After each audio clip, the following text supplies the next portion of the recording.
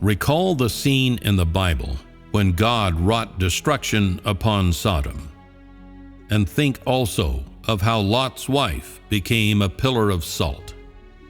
Think back to how the people of Nineveh repented their sins in sackcloth and ashes. And recall what followed after the Jews nailed Jesus to the cross 2,000 years ago. The Jews were expelled from Israel and fled to countries around the world.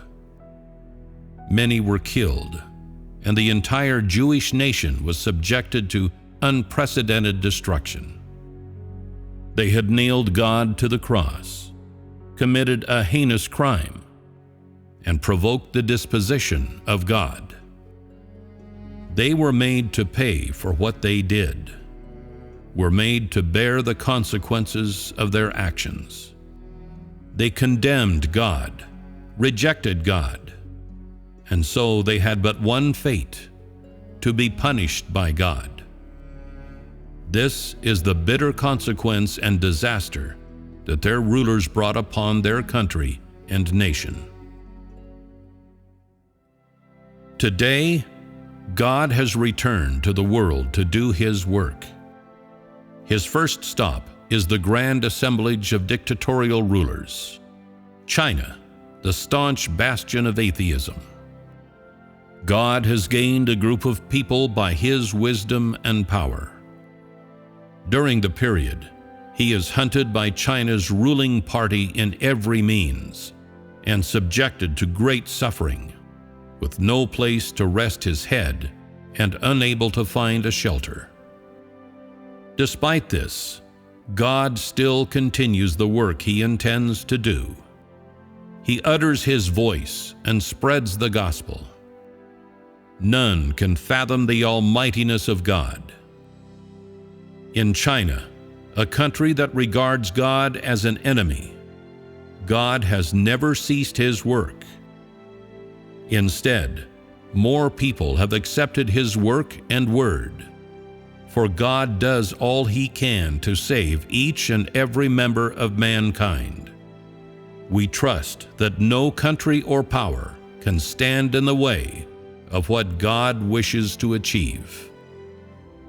Those that obstruct God's work, resist the word of God, disturb and impair the plan of God, shall ultimately be punished by God. He who defies the work of God shall be sent to hell. Any country that defies the work of God shall be destroyed. Any nation that rises up to oppose the work of God shall be wiped from this earth and shall cease to exist. I urge the people of all nations, countries, and even industries to listen to the voice of God, to behold the work of God, to pay attention to the fate of mankind, thus making God the most holy, the most honorable, the highest, and the only object of worship among mankind, and allowing the whole of mankind to live under the blessing of God, just as the descendants of Abraham lived under the promise of Jehovah, and just as Adam and Eve, who were originally made by God, lived in the Garden of Eden.